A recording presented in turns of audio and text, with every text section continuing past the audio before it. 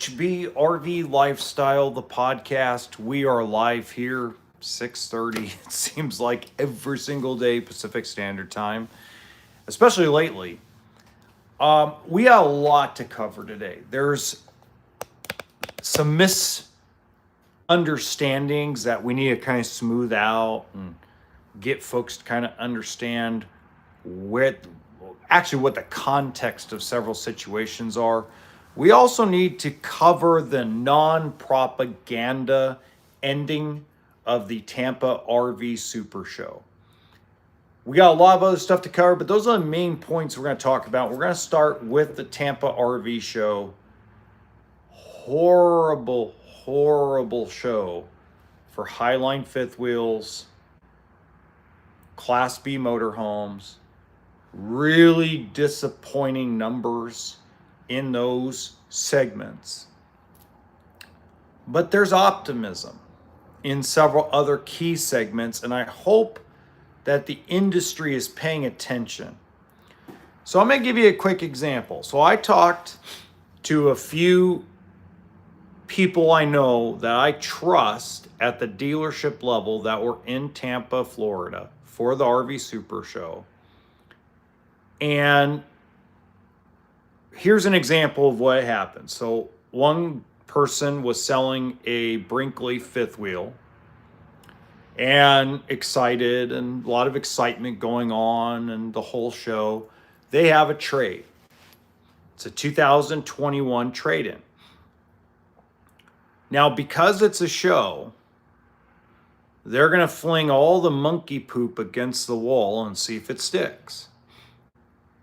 They're not going to turn down a deposit. They're not going to turn down a buyer's guide. They're not going to turn down anybody that wants to buy. They're not going to fight them too much about, whether they can get a loan purchased or not. They're basically going to shove and throw everything against the wall and see what sticks.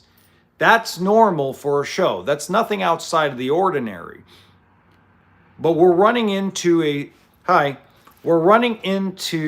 a situation where a lot of the Highline fifth wheels, a lot of the big dollar fifth wheels, a lot of the big dollar motorhomes, especially van motorhomes, the folks are severely upside down in their trade-ins with very little cash. In some cases, no cash. And what happens is, and this is no offense to Camping World and Blue Compass and General RV and all those guys, not offense to any of them, but they're going to count that as a sale even though it won't leave the dealership lot. And the reason why is because when you report the numbers of how many deals you made at a show, especially when the Tampa RV Show is kind of a benchmark, you want to satisfy your OEM partners as well as create buzz within the industry to say that things signaled in a positive direction. Now, if you're wondering, well, does that mean Brinkley is lying about their numbers or Alliance is lying about their numbers? No, because at the manufacturer level, whether it's Forest River, Winnebago, Keystone, etc., they don't know the behind the scenes of what's going on inside the showroom office or inside the finance office. All they see is in the morning meetings at these shows is Henry did a deal today, sold a Alliance Valor. That's all they see. They see the board of how many deals are pending and they're like, wow, that's pretty good. Or, hey, I wish I had more. So a lot of the deals that are being made over the whole Tampa show is a little bit of a fugazi, a little fairy dust mixed in there. Especially with fifth wheels over 100 grand. Now, there were segments that did really, really well. There were segments that did awesome and amazing. One of them, which I got confirmed, is Super C Motorhomes did really well. But small market, not a lot of manufacturers. But the Super C section of the show actually performed better than they did last year and performed above expectations. From what I understand, big 40 to 45 foot diesel pushers over $300,000 did really well at the show. So we know that the rich people, we know the 3% showed up to Tampa and spent money. We know the people that are in that market space to buy a $500,000 Renegade Class C motorhome, Super C on a diesel motor front end. They showed up and they wrote checks. The other segment that did really well was small stick and tin travel trailers. Did really well. And small mid-grade fiberglass trailers or hung wall construction trailers did really well. What I mean by hung wall is it might be an outside fiberglass or smooth-sided trailer, but it's wood interior constructed. Apparently these type of trailers did really well. Price point units sold at a very large clip. And a lot of those folks, the differences and one of the advantages, like a Salem, or a Wildwood or a Coleman or, a Bullet or a Passport, a lot of what those trailers have an advantage of is they don't have people that are trade-ins. A lot of first-time buyers actually purchase those units. So it's a bigger advantage than Grand Design has with their Momentum or their Solitude line. A bigger advantage than Brinkley has or Alliance has is a lot of that smaller, cheaper travel trailer segment doesn't have trade-ins. And the financing has less requirements from lenders. So I'll give you a great example. Somebody's trying to buy an Alliance Paradigm at the show. And from what I understand, that person has no shot at getting financing. They're still going to submit it to the banks because that's what they legally have to do. But there's no way the rig will get bought. Excellent credit score, not enough history to complete the loan. Apparently someone had tried to buy a Keystone Cougar travel trailer. I think the selling price is around $55,000 or $60,000. So one of the big, expensive, fully loaded ones, 0 down, no shot. But they still counted it as a deal because the person signed a buyer's order, but there's no chance that person gets a loan. 0. So, a lot of mixed bag. But I think overall, and this is where, we need to have just a more clear understanding, is overall, this was a better show for Tampa than last year. This is a better show than 2024. So this is heading in a positive direction. And so let's set aside Brinkley. Let's set aside Mobile Suites. Let's set aside Forest River, Riverstone. Let's set aside a couple of guys that are mainly high-end fifth wheel manufacturers. And let me speak to every single person out there that is a manufacturer, part of an umbrella manufacturing, that keeps building shit that's too expensive. I hope this Tampa RV show taught you something. I hope you actually don't look at the numbers that they put on the board that aren't going to go over the curb. Go look at the deals that are going to actually be delivered and cashable contracts. They're all have something in common. A lot of them have something in common. They're inexpensive, don't have independent suspension, don't have 1,000,000 watts of solar, doesn't have every technological piece in God's green earth. Simple, constructed, weekend use travel trailers did really well. And apparently, a lot of your 69.9 Class C motorhomes did really well.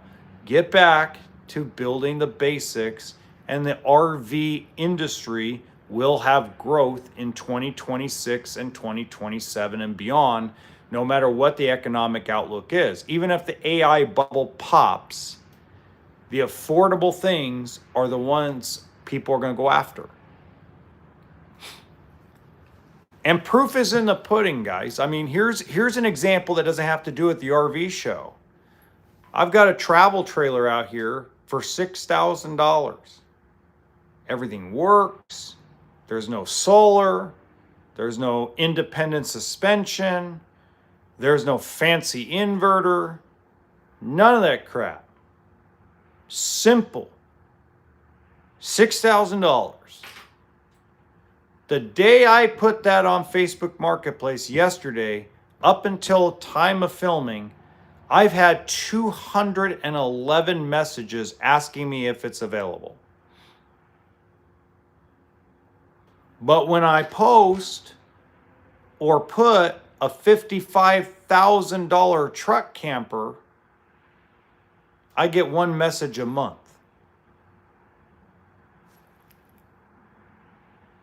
It's a wake-up call. We just need to wake up and realize we're dipping and dabbling in the wrong market. Especially if we want things to come back, where we don't want any more dealers to go out of business. We don't want a bunch of Camping Worlds closing down. We don't want Blue Compass closing down. We want growth in the industry, growth in the lifestyle. Leave the optional stuff that people don't need in the warehouse, make them more affordable, cheapen them up, and let's get everything going. Okay? So I think reality, I don't care about the attendance, because the attendance number was going to be wonky. So like on rvbusiness.com, it's 2,100 above what it was last year attendance-wise. Well, here's the problem with that. The problem with that assessment is the weather really wasn't that great. It wasn't normal January weather in Tampa Bay, Florida. It was a little weird and a little wonky. So more than likely that attendance would have been probably a record-breaking attendance if the weather wasn't so screwed up down in Florida. You might have had 100,000 people, 120,000 people show up, because there is a lot of interest, but I think people, once they get the sticker shock, they quit, they give up. I used to say this about, the difference between someone buying a Lexus and a Toyota is sticker shock. When somebody goes and walks in and wants to buy it, sees a Lexus and how nice the Lexus is, which pretty much is a Toyota. Okay. I mean, obviously there are more differences between a Lexus and a Toyota, but basically it's a Toyota. And they see that a Lexus is a lot more money than a Toyota, they can't hardly justify it. It's almost the same thing. Same thing with Cadillac, GMC, Suburban. I mean, a lot of your GMC Yukon Denali's are 10 grand less than a Cadillac and have the same thing as an Escalade. So I think we just have to get back down to the basics. If I were running a manufacturing plant of a travel trailer, my goal would be to be obviously be profitable. But in order to be profitable, what I would try to attempt to do is build the number one selling travel trailer floor plan in the universe, which we call the 26 BHS. You can call all kinds of crap, but full-size bunk beds in the back with a bathroom, a slide out that has a U-shaped dinette and a couch, kitchen, master bedroom with a walk-around queen bed. And I would try to get that travel trailer to land dealer cost in California, Florida, Washington, New York, all the places it costs an arm and a leg to ship things to. Try to get to land in those states for less than $20,000. That would be the goal. How do I get there? What do I have to take out of the trailer to actually make it get there? So that way the dealership can do $24,995, zero down financing, $300 a month. We're off and running. That would be my goal, especially based on what I've talking with dealers, talking with people I know that were at the Tampa RV show.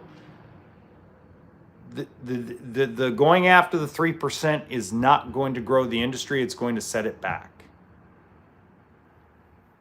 We got to get back to the basics, because there's a lot of positivity in the basics. The basics is what sold and did very, very well.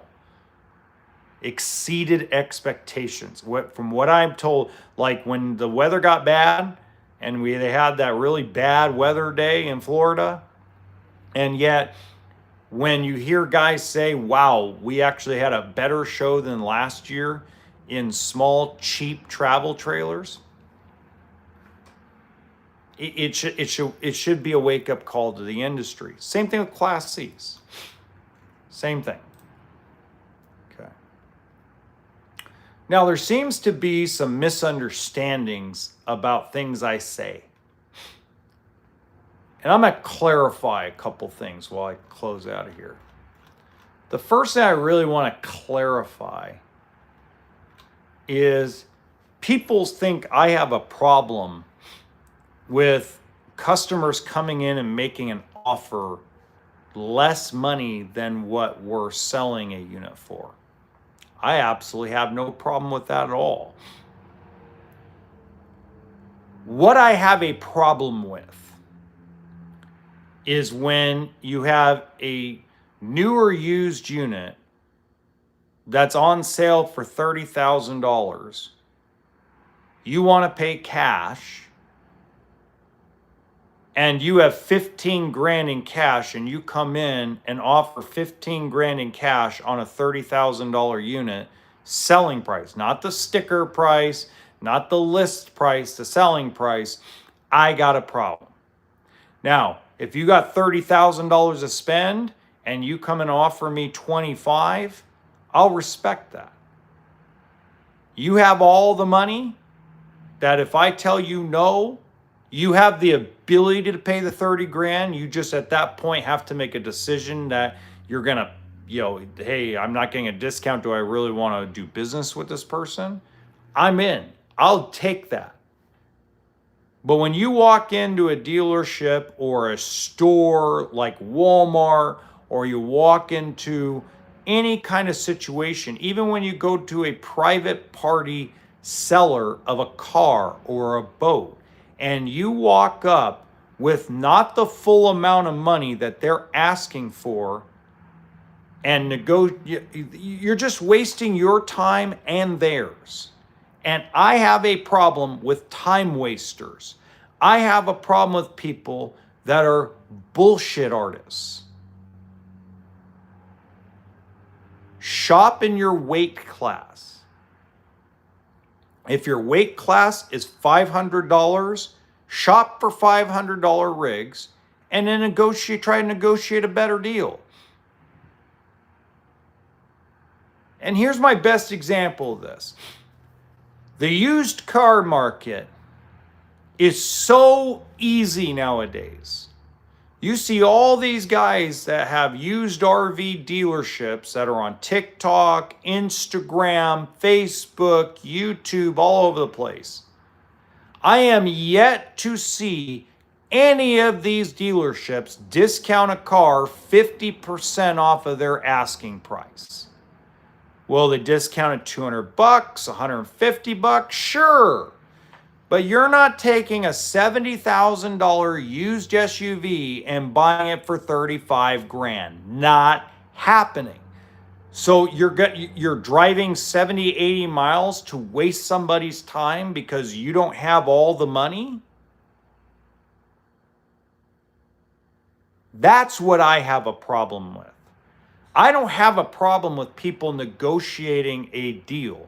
I have no problem. Actually, I'll give you a great example of this. I had a motorhome that I sold recently that we were selling for $55,000.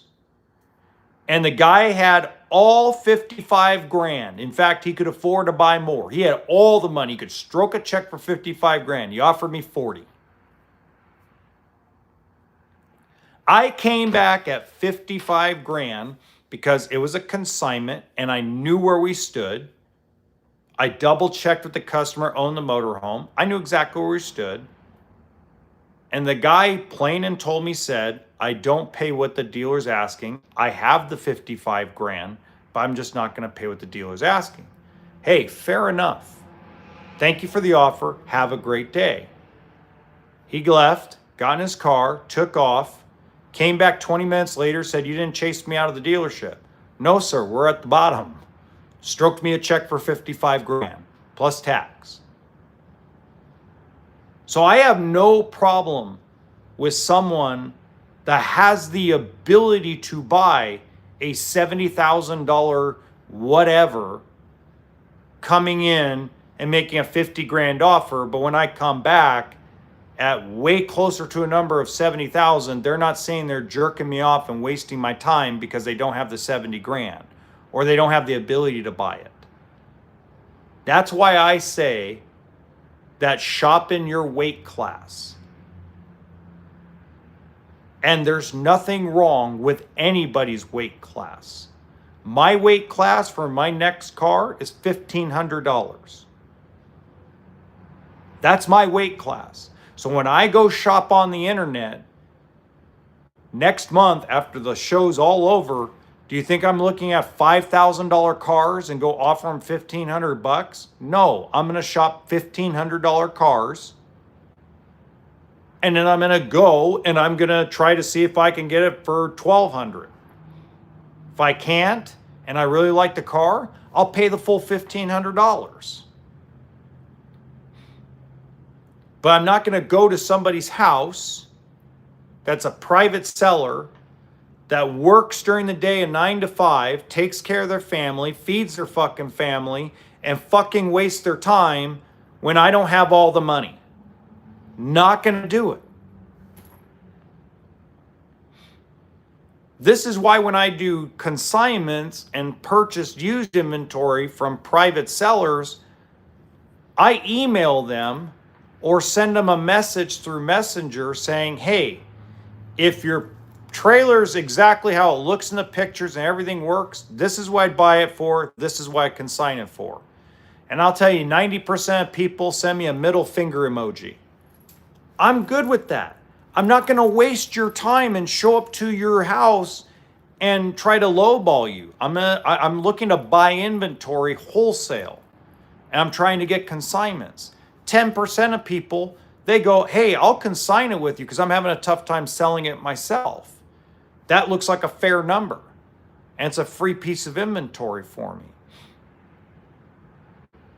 But I'm not driving to the people's house and calling them idiots or telling people, beating up their product and going, oh, well, your graphics are really faded. I know it's 25 years old, but, your graphics are really faded. And before I go in, will you take $500? I know you want $5,000, but will you take $500? So there's a big difference between making a legitimate offer because you have all the money or the ability to finance the entire thing and going and being a dick and wasting people's time. Big difference. And someone made a great comment. It was actually a really, really great comment. I got to give them credit for it, that they've noticed that dealerships have hired less salespeople. Well, because salespeople aren't really necessary anymore at the level it was 15 years ago. Cars, boats, houses, RVs, it's not as necessary and it's not as needed as it was 15 years ago. And the main reason why is pretty much since 2010, slowly but surely, you've been seeing this transition from having to pay for a Craigslist ad, having to pay for this, having to pay for that. I remember when I first started in this industry, you were having 30, 35 salespeople at a dealership that, let's say, was 5 to 10 to 15 acres of RVs or cars or trucks or whatever it was, okay? Now you're starting to see that it's more of a skeleton crew. Now, most people think, oh, it's because they're trying to cut costs because of internet pricing. Well, that's a part of it. That's not all of it, but that is a part of it. The main part is that most of the deals that are done on anything from a car to a truck to a boat to a TV to a travel trailer to a dirt bike to anything, especially if it's done at a retail location, is all done over the phone or over the internet. There isn't, when I first got in this industry, everything was listed at sticker price. We had to entice people to come in and make an offer below sticker. And we always said, well, the manufacturer says we should sell this fifth wheel at $90-something thousand. And we go through all the BS of, and they want this much down. And, you go through all that Foursquare stuff, right?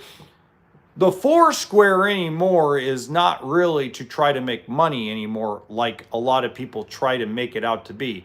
The Foursquare is now mostly a tool to make sure the deal is written out properly and the proposal is written out properly. That's it. So reality is most of the dealings on anything are all done on the phone, on a computer, on a laptop, tablet, phone call, text message, email. I mean, it's all done. Like probably half the deals that I did last year, I didn't even see the people until they came to pick up the unit. So when that is happening, you no longer need 40 guys sitting around like vultures around a desk hovering over people. It's a whole different ball game than it was 15 years ago. So it was a great comment I read. I thought it was probably one of the best comments. I mean, it was in conjunction with other context, but it was like, no, that's a real thing. In every industry, that is a real thing. The art of selling is completely different because now it's all about price point. It's no longer about, like when I sold Safari motorhomes, if anybody remembers Safari, you had to talk about the fiberglass roof. You had to talk about the fiberglass rear cap on the Simbas. You had to talk about the sealed underbelly. You had to talk about how it was standard to put a 7,500 watt generator inside just all this stuff, right? There was all kinds of sales pitches because almost everything was priced pretty close together in that segment. And you had so much competition. We had a fight against the Fleetwood Bounder. We had a fight against the Allegro. We had a fight against the Damon Challenger. We had to fight against, I'm really aging this stuff.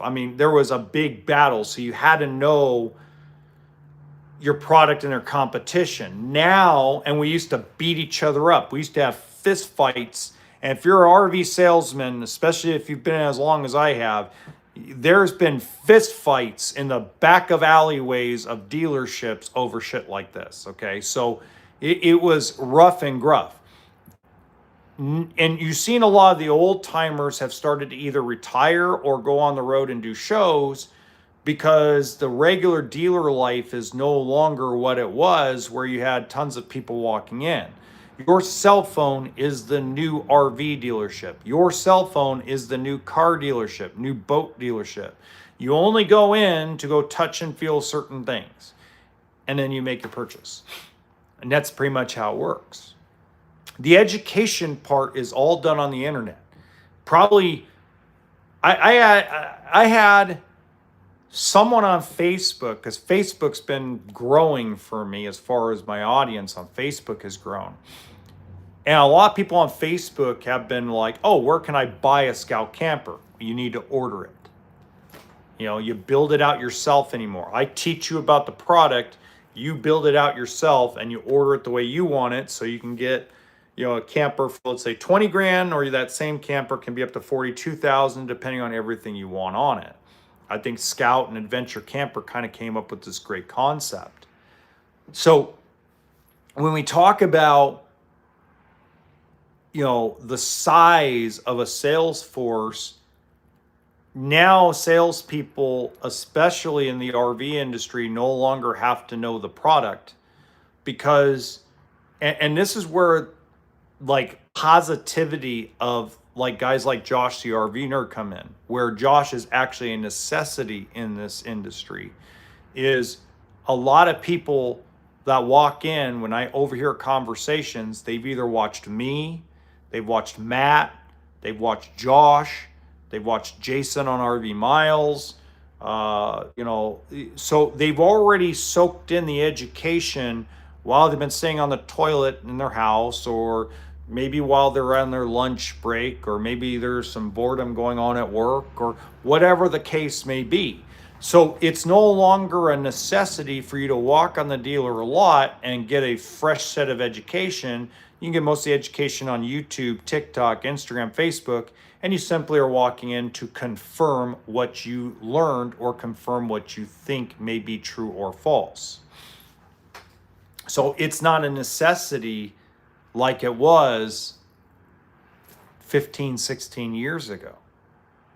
And I started to see that trend change right around 2017. That's why I started adapting to social media. I didn't go all in until like 2020, but you know, I got there pretty relatively quick. The other misunderstanding I think that we really need to clear up here is there's still, like, even after the live stream I did the other day, there's still people that think that I hate manufacturers, or that I hate Liz Amazing, or that I hate Wingman Wisdom, or that I hate Josh the RV Nerd, or that I hate this person, or I hate that person, or whatever, blah, blah, blah, blah, blah, blah, blah. So what I want to start with that, and I want to smooth this out as best as possible, and then I don't want to ever hear about it again, okay? But I'm going to. It's just the way it is.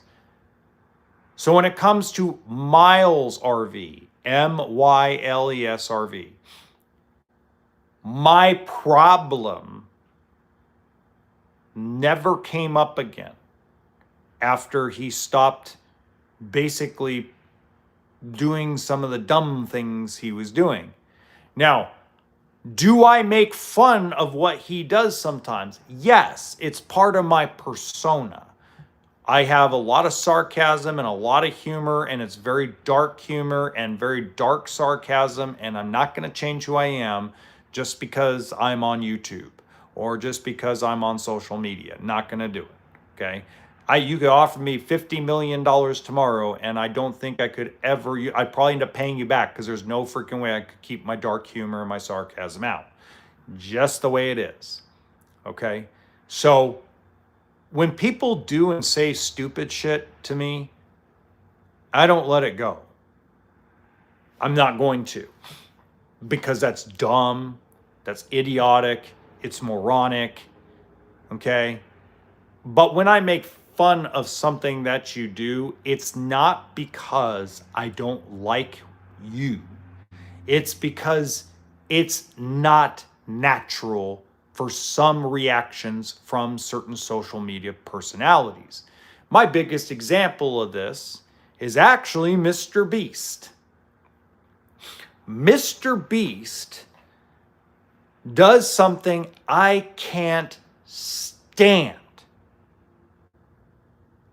Miles RV, MYLES, does things that I can't stand, and I over exaggerate it. And if Mr. Beast was in the RV industry, I would make fun of the one thing that I just can't stand. And I love watching Mr. Beast videos. I think he's a good guy. I think Jimmy's a great guy. You may not like him, but I learned a lot from listening to his podcast and listening to his interviews. But there's just some things, there's some mannerisms Mr. Beast does that I just go, oh, good God, do I really got to deal with this again? Okay. Well, I appreciate Trent, Jared. Liz Amazing. I do not hate Liz Amazing. I wish I would stop getting emails from people that think I just hate the woman. I don't. I actually respect her. And I do think that she is very much a necessity. What I don't like is the style. What I don't like is that she is the template for AI channels to spread misinformation and make a shit pot of money doing it. And there's nothing I can do to stop these AI channels from spreading bad information. But they got the template from her because that's all she does is negative, negative, negative, negative, negative. But I don't want her to stop at the same time because A, she deserves the money. 100% she deserves the money. And number two is we do need watchdogs in every single segment of our lives. We need watchdogs in cars. We need watchdogs in refrigerators. We need watchdogs on Wall Street. We need watchdogs everywhere. And they deserve to get paid because they get the most hate, they get the most attacks, and they deal with a lot of shit. So, for me, that's cool. Same with Wingman Wisdom. I just think Wingman sometimes just is too pro. It's like you don't know where he really stands except for he hates Camping World. I mean, it's like one day he loves Brinkley, one day he hates Brinkley. One day he loves Grand Design and thinks they're the greatest, one day he doesn't. It's like he just goes with whatever the audience wants to hear. And that's his show, that's his shtick. Go do your thing. Don't stop just because I'm saying crap about it. If that's the way you want to make money, if that's the way you think it works best for you to bring in an income through YouTube or TikTok or whatever, do your thing. But realize when you do something that is way far out of reach, I'm going to come in and say something about it. Just the way it is. So I don't hate anybody. There's two people in the entire RV industry that I have a problem with. And both of them started it with me. I didn't start it with them. And no, one of them is not Don Clark. Okay? There are two people I have a problem with. One of them tried to get me fired from my job a couple years ago. And the other one sat in an expensive car and decided to call me a name that was uncalled for. That's it. Out of the entire RV industry, out of the entire world, two guys. That's it that I have a problem with. One of them, I hope one day him and I can sit down and have a beer and get through whatever fucking issue that guy has with me. The other one, I could care less. Call me names, call me whatever you want. You already burned your bridge. Right? I don't even want to have a beer with you. You've had your opportunities. But the other guy, I hope one day, and he knows who he is, I hope one day you pull your head out of your ass and realize that I'm not bad for the industry, I'm not bad for your family, and I'm not bad for your family's business. I'm actually good for it. And proof is in the pudding. So that's it. Everybody else. And then I think there's another misunderstanding about, like, why do I love a product, but then I come on here and give them shit. And it was a great little thing that somebody had emailed me yesterday that talked about, well, you seem to love Alliance RV a lot, but yet you keep talking about problems they're having. Why is that?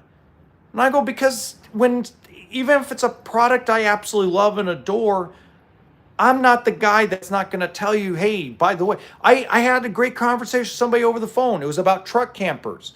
Truck campers are a very complicated, convoluted mess because you have to look at trucks and weights, and it's like a mathematical equation where people don't realize that no matter what you really do, if you get what you want, you're going to be overweight. It's just a fact of life. It's not like a travel trailer or a fifth wheel or a motorhome. It's very, very different in the way you have to, like, make sure of certain year models and certain suspension and certain this and certain transmission and certain packages. And it's just a whole different mess of a mess. But I always tell people in the truck thing, if it's, don't overthink it. You know, I always say that if you go in the mindset, I don't care if you buy a $2 million bus, a $150,000 Brinkley, a $10,000 Coleman, I don't care what you get. As long as you have the understanding that RV stands for toolkit and sense of humor, as long as you understand it's not if something goes wrong, it's when something goes wrong, and you set your expectations more like I think a lot of the technicians on YouTube and TikTok are too biased against products. I think we got one or two that are pretty balanced, but the rest of them just have this bias towards something that they don't like or that they hate. Same thing as auto mechanics. I mean, it's like the old thing I watched the other day. You know, if you want to haul heavy loads, get yourself a Chevy Silverado. If you want to swallow heavy loads, get you a Ford. I mean, there's all kinds of, like, biases against stuff like that. But what I'm referring to is I try not to have a bias. If somebody's doing something right, then they deserve credit, no matter what my personal feelings are. And if somebody's doing something wrong, same thing, it needs to be talked about no matter what my personal feelings about a brand are. Even if I absolutely love the people that work for them, even if I absolutely love everything about what they're doing, if they're doing something wrong, we need to talk about it. And it's something I get sick and tired of that we don't do. And a lot of that is the pendulum. And it's the same, it's like politics right now. Politics swings whatever asinine bullcrap is going on right now. It swings whatever direction it's in.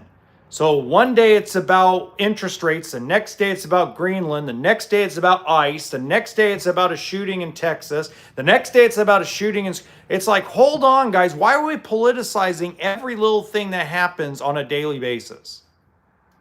Why are we just not taking one subject at a time and trying to cover it the best we can, no matter what our personal feelings are, so we can get the facts straight about everything instead of trying to create an opportunity to make money and put a bag together? And I think a lot of people are, I think people are fake. To answer that question, Christy McKinley, I think a lot of people are fake because this.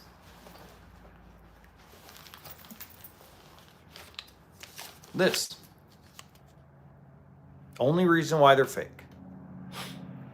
Now, now, on my side of things, and I just had somebody show up today that actually watches this channel religiously. Been here, I think, since the beginning, Pretty much. Pretty much. And he'll tell you that I'm very different in person than I am here on YouTube. And a lot of that is I try to separate the two. Like I try to, when somebody's in front of me, I try to listen more than I talk. And I've been told so many times, I've had probably 24 people in the last 4 months come over to me, buy a product like an Arctic Fox or a used trailer or something, and say, you're very different. You're quieter in person than you are on YouTube or TikTok or Facebook. And I go, well, I'm the same guy. It's just I do double the listening when somebody's in front of me. You know, so I am different in person because I don't talk as much, because right now I don't have anybody that I'm communicating with. All I'm doing is talking into a camera. So yeah, I am very different in that respect. You know, but outside of that, it's like when you ask me questions and I answer them in the same manner, you know, and I gave you a very factive point of where I think things are. They came in, they want to get like 15 grand for their toy hauler. They've put a lot of money into it. Reality is wholesale, it's probably worth 3 grand. Retail, if I were to sell it on the lots, probably $10,000, $11,000 piece. You know, it's not emotional.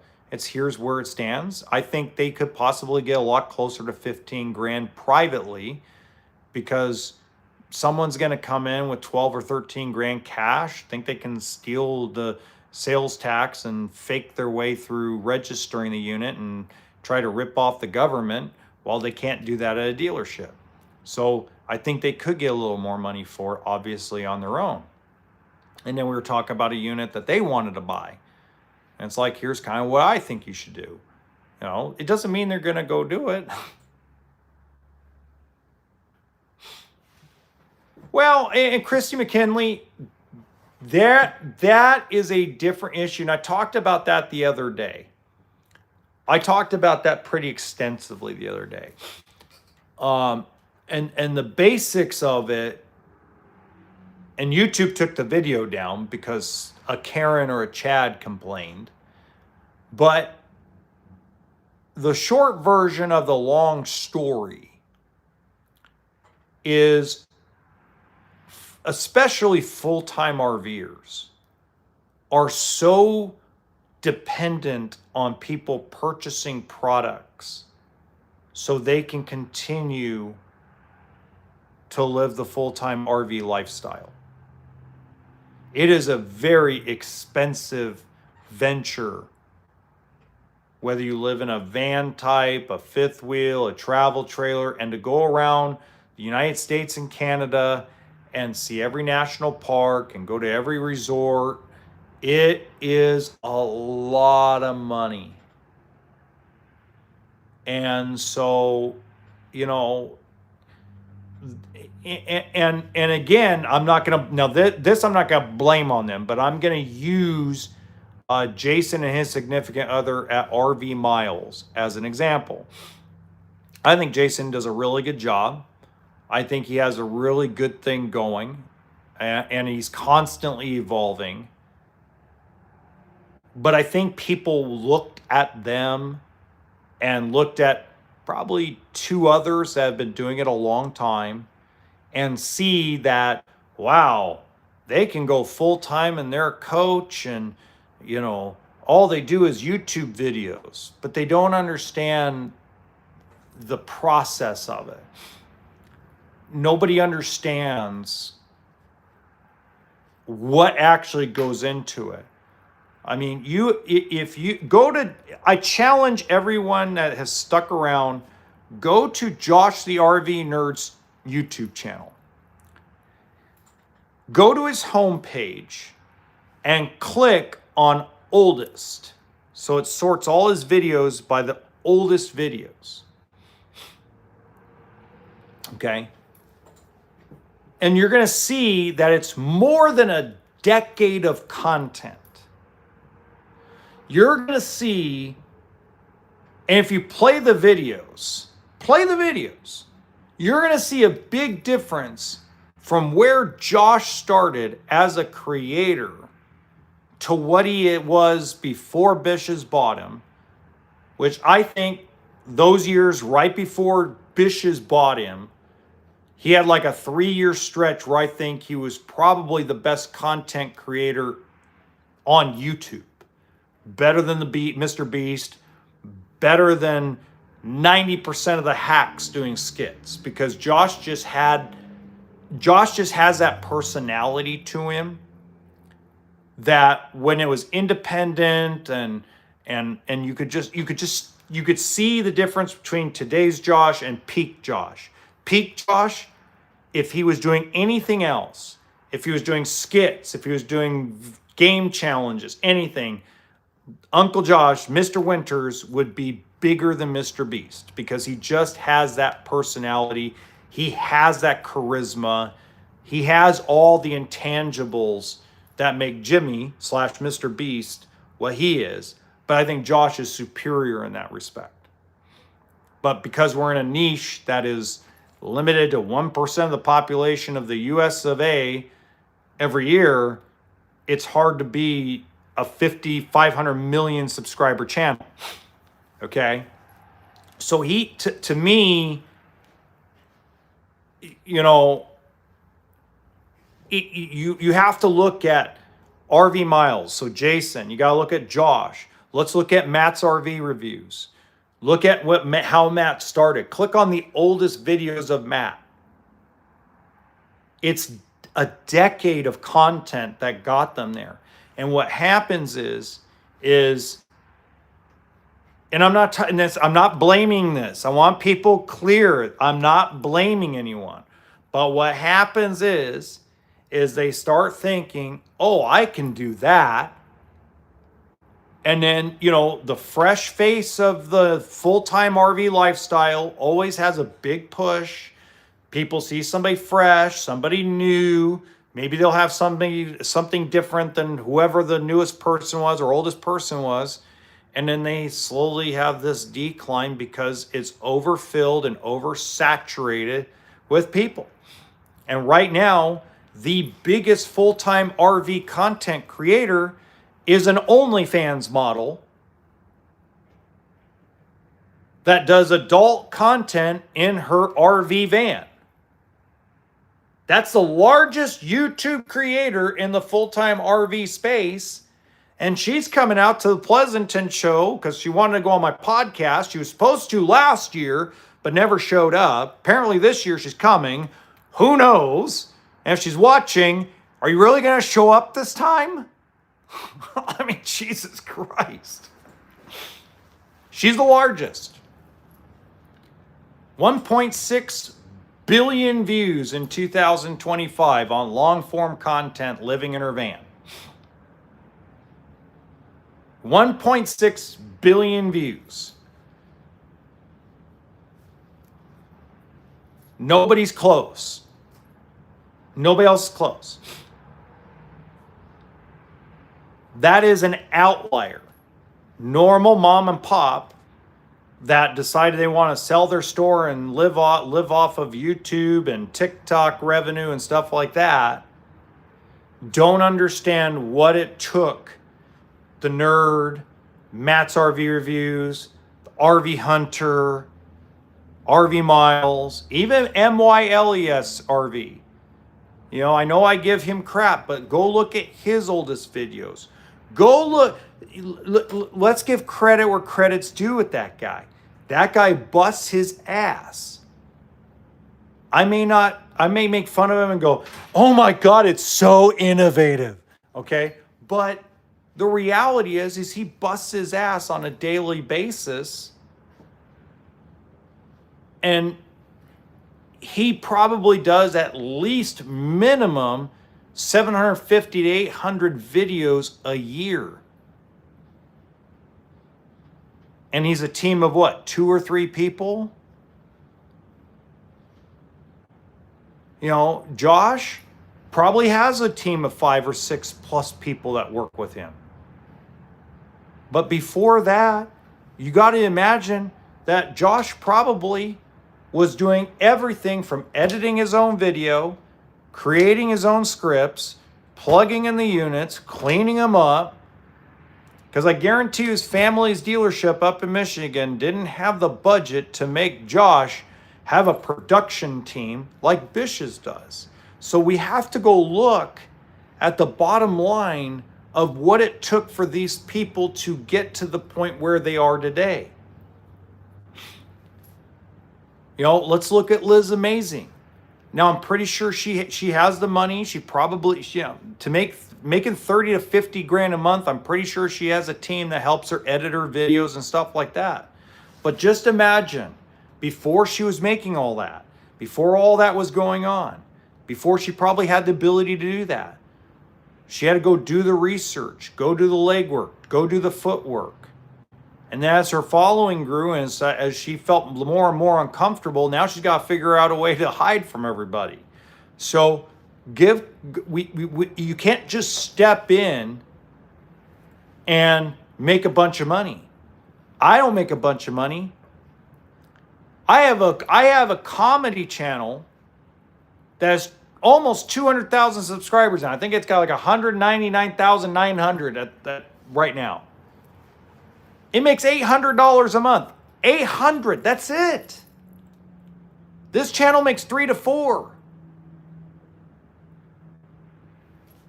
My other little channels make between 100 and 200. Nobody, it takes decades to build a library and build a actual base. So we have to just, I think that's why people push merchandise so much, is they forget that it's about the content, not about their bank account. And that's why some of these creators always constantly are evolving in everything. You know, there's exceptions to that. One of the exceptions I really want to make clear on is if you go on TikTok and you watch the guys that live stream football games for people that can't afford Paramount Plus or any of that stuff, they push merchandise on their live stream because if they don't, they're going to get cut off for copyright infringement.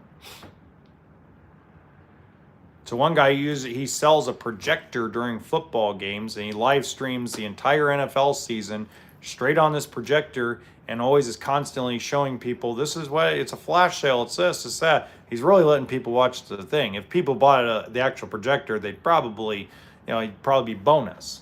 So there's a few people out there. And, when I get an interesting product that I get for free from some of these wacko Amazon companies, then yeah, I show it off in a video. I think I've sold 2. I think the biggest successful thing I had, the company went out of business called Alloy Man, and they made a really good power tool product for the RV industry. They did really. They shipped me a bunch of free stuff all the time and sent me a $250 check for doing the thing. I think I sold like 500 or 600 units. It made me like an extra $800 in 2022. That was my only brand deal, and I thought, wow. And then they kind of like disappeared. I'm like, oh, well, that sucks, because I would have loved to keep them I would have kept them as a channel sponsor because they made a hell of a great product. But unfortunately, and if Nomad Internet actually pulled their head out of their ass and got their act together, I would have them as a sponsor. Unfortunately, because they actually have a good product. But it is what it is. So, anyway, guys, hope you learned a lot. Have a good night.